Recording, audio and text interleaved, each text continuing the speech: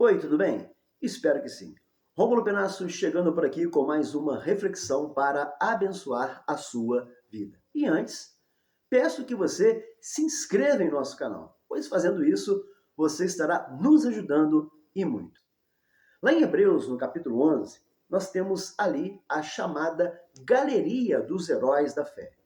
E entre os nomes que lá são mencionados, nós temos o nome de Noé, Abraão, Moisés, Josué, entre outros. E nessa galeria consta o nome apenas de duas mulheres: Sara, a esposa de Abraão, e Raabe, uma prostituta. E sobre Raabe é dito o seguinte, como lemos lá em Hebreus 11, a partir do verso 31. Pela fé, a prostituta Raabe, por ter acolhido os espias, não foi morta com os que haviam sido desobedientes. Olha só o destaque que é feito para Raabe em Hebreus no capítulo 11. Pois bem, como o próprio texto diz, Raabe era uma prostituta. A história de Raabe é contada em Josué no capítulo 2 e também no capítulo 6.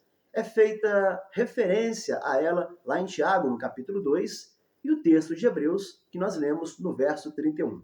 Além de Raabe ser mencionada em Mateus, no capítulo 1, verso 5, como parte da genealogia de Cristo Jesus.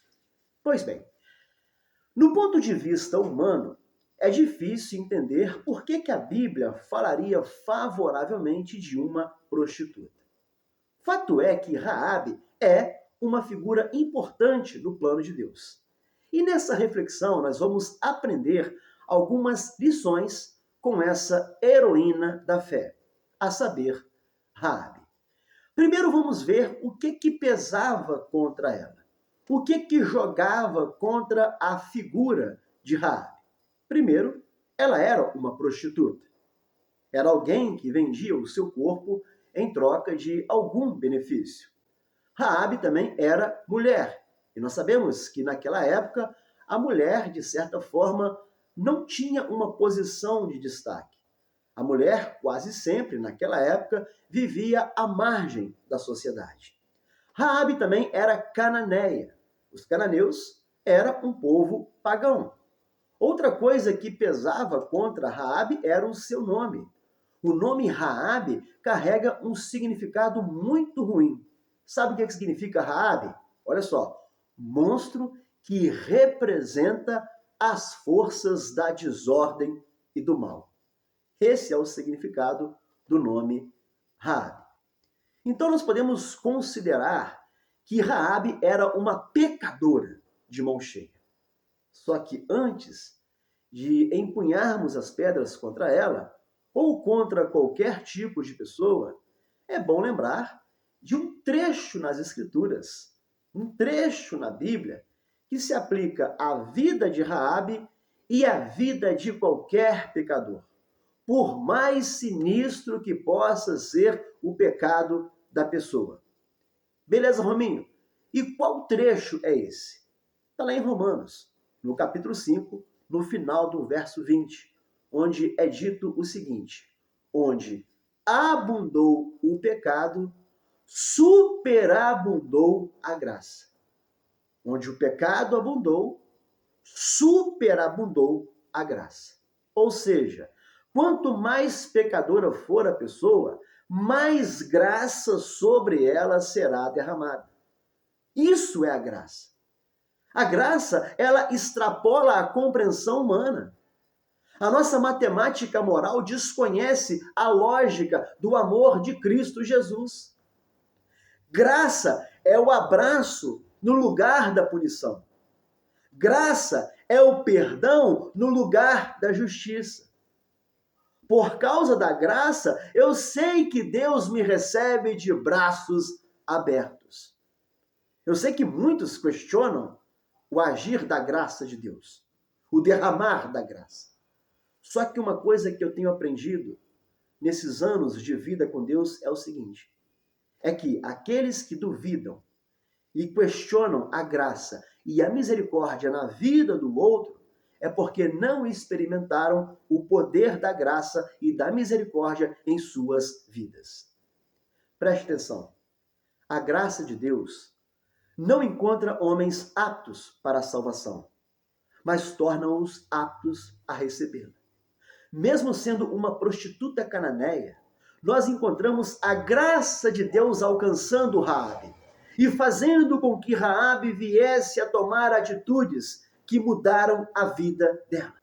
Somos mais pecadores do que pensamos, porém em Cristo somos mais amados do que podemos imaginar. O inimigo procura a quem devorar. Deus procura quem abençoar. As suas ações vão determinar quem vai te achar. Então agora vamos falar das ações louváveis na vida de Raabe. A primeira coisa é que Raabe, ela conhecia o que Deus estava fazendo. Ela tinha conhecimento das ações de Deus. Lá em Josué, no capítulo 2, a partir do verso 9, nós encontramos algumas declarações feitas por Raabe. Por exemplo, Raabe diz lá em Josué 2, sei que o Senhor, ela disse isso para os espias, sei que o Senhor lhes deu essa terra. Outra coisa que ela diz, temos ouvido como o Senhor secou as águas do Mar Vermelho perante vocês quando saíram do Egito. Olha só outra declaração de Raabe. O Senhor, o seu Deus, é Deus em cima nos céus e embaixo na terra. Olha só, palavras ditas por uma prostituta, palavras ditas por Raabe. Nós sabemos pela Bíblia que a fé vem pelo ouvir, e ouvir a palavra de Deus. E com certeza, ao tomar conhecimento dos feitos de Deus, ela se encheu de fé. A graça foi a corda lançada por Deus no abismo da perdição de Raabe. E a fé de Raabe foi a decisão de se amarrar a esta graça na confiança de que Deus a puxaria do lamaçal de pecado no qual ela se encontrava. Fé, outra atitude louvável na vida de Raabe. E o verso 31 de Hebreus 11 diz, pela fé, a prostituta Raabe, por ter acolhido os espias, não foi morta com os que haviam sido desobedientes. Raabe teve fé. A fé de Raabe foi o meio pelo qual a sua fraqueza moral tomou posse da força de Deus. Tudo pela fé.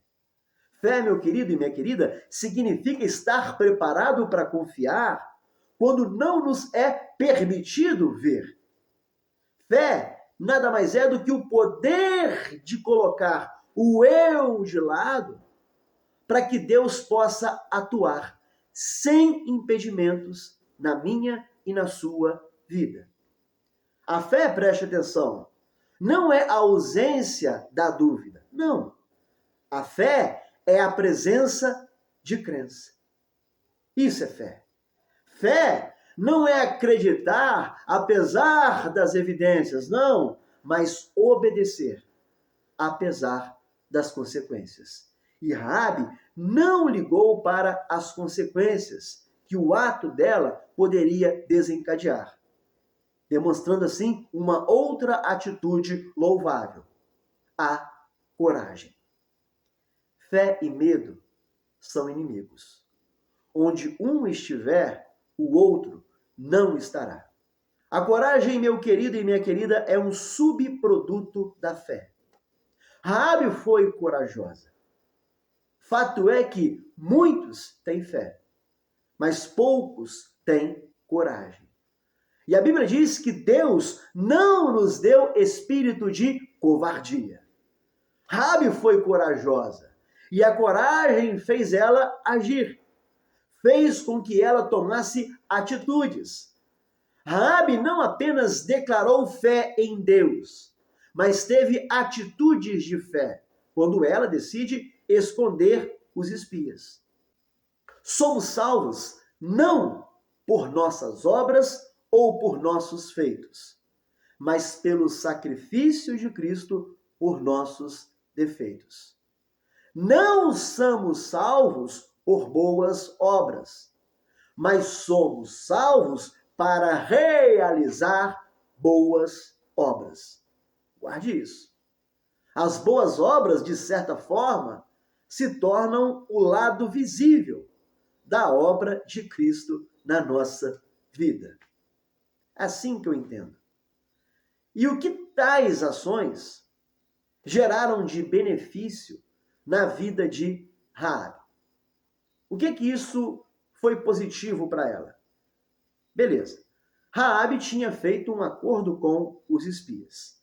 Lá em Josué 2, no verso 12, ela diz assim, ó: jurem-me pelo Senhor que assim como eu fui bondosa com vocês, vocês também serão bondosos com a minha família.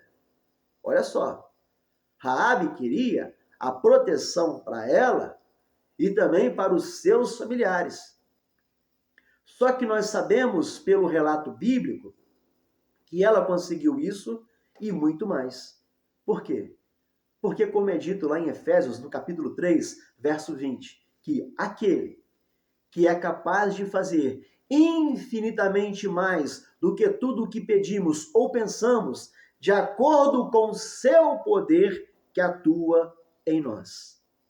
Deus é um Deus que surpreende aqueles que agem com fé. Deus é um Deus que supera sempre as nossas melhores expectativas. E foi assim na vida de Raabe. Onde for lançada uma semente de fé, é certo que acontecerá uma colheita sobrenatural do poder e da intervenção de Deus. Raabe, ela alcançou muito mais do que ela havia pedido. Ela alcançou a salvação pessoal dela e também dos seus familiares. Lá em Josué 6, verso 22, é dito lá que Josué fala aos homens que tinham espionado aquela terra. E ele diz o seguinte: entrem na casa da prostituta, tirem ela de lá com todos os seus parentes, conforme o juramento que vocês fizeram a ela. E o verso prossegue dizendo: então os jovens que tinham espionado a terra entraram e trouxeram Raabe, seu pai, sua mãe, seus irmãos e todos os seus parentes. Tiraram de lá todos os da família de Raabe. Isso é maravilhoso. Raabe e os seus familiares começaram também a fazer parte do povo de Deus. Era um povo que habitava em uma nação pagã. Só que eles começaram a fazer parte do povo de Deus. O verso 25 é dito lá, de Josué 6. E Josué poupou a prostituta Raabe, a sua família e todos os seus pertences, pois ela escondeu os homens que Josué tinha enviado a Jericó como espiões. E Raabe, olha só isso, vive entre os israelitas até hoje. Raabe experimentou uma reintegração social, podemos dizer assim. Ela foi reinserida na sociedade. Lá em Mateus, no capítulo 1, no verso 4, é dito o seguinte: Arão gerou Aminadab, Aminadab gerou Naasson, Naasson gerou Salmão, Salmão gerou Boaz, cuja mãe foi quem? Cuja mãe foi Raabe. Boaz gerou Obed, cuja mãe foi Ruth, Obed gerou Jessé. Em sua vida pós-Jericó, Raabe casou-se com Salmão. Ou seja, ela constituiu uma família. Olha só que coisa linda. De uma prostituta que se deitava com muitos homens, ela se tornou mulher de um homem só, constituindo com este homem uma família. Raabe também foi tataravó de Davi. Olha só, uma prostituta cananeia tornou-se parte da linha ancestral dos reis de Israel, incluindo o maior rei da nação, o rei dos reis, o senhor dos senhores, a saber, Jesus Cristo. Olha só que coisa linda que aconteceu com Raabe. Lá em Mateus, no capítulo 1, verso 16, é dito lá: e Jacó gerou José, marido de Maria, da qual nasceu Jesus, que é chamado Cristo. Assim, ao todo houve 14 gerações de Abraão a Davi, 14 de Davi até o exílio na Babilônia e 14 do exílio até o Cristo. Se Raabe foi tataravó de Davi e Jesus veio da descendência de Davi, Raabe é parente de Cristo. Ou seja, ela faz parte da família de Cristo. Nada mais, nada menos que uma prostituta. E nos deixa até hoje um legado por conta das suas ações. Olha só, Raabe, mulher da vida ou prostituta, como prefira chamar, ela escreveu o seu nome na história. Como disse, ela é citada em Hebreus como um exemplo de fé e é mencionada na genealogia de Cristo.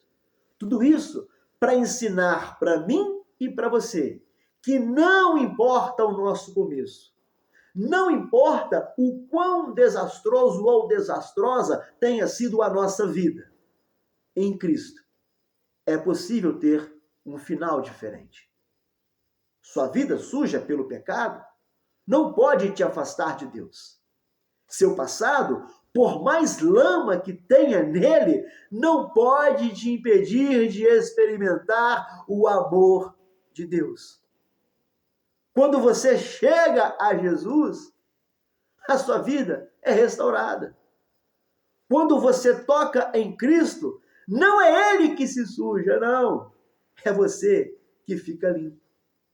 O amor de Deus por você é perfeito e incondicional.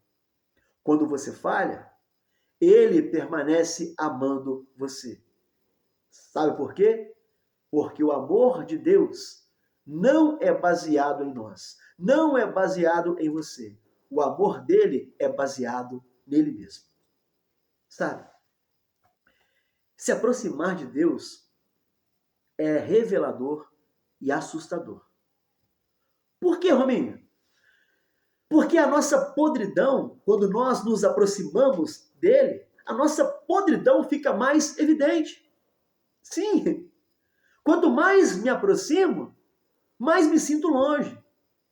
Quanto mais caminho com ele, mais sujo eu me sinto. E quanto mais o conheço, mais indigno eu sei que eu sou. Entenda, isso nada tem a ver com ele. O problema é comigo.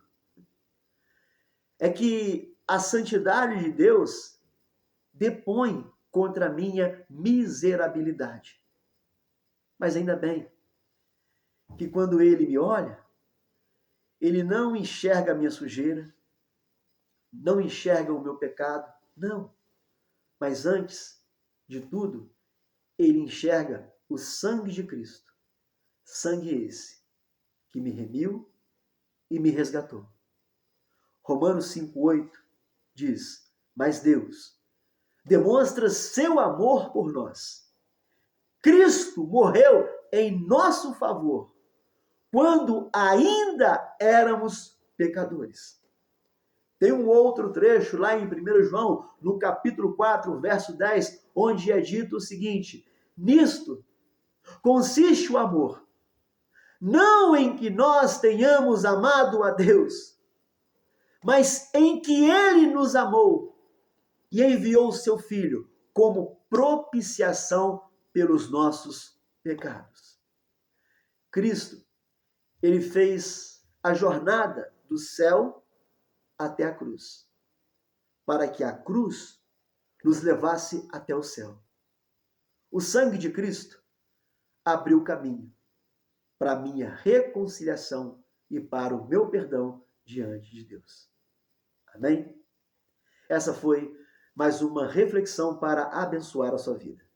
Se essa reflexão fez sentido para você, deixe o seu like, compartilhe com mais alguém, porque com certeza, como você foi abençoado por essa palavra, mais pessoas também serão. No mais, Deus seja conosco e até o próximo vídeo. Tchau, tchau.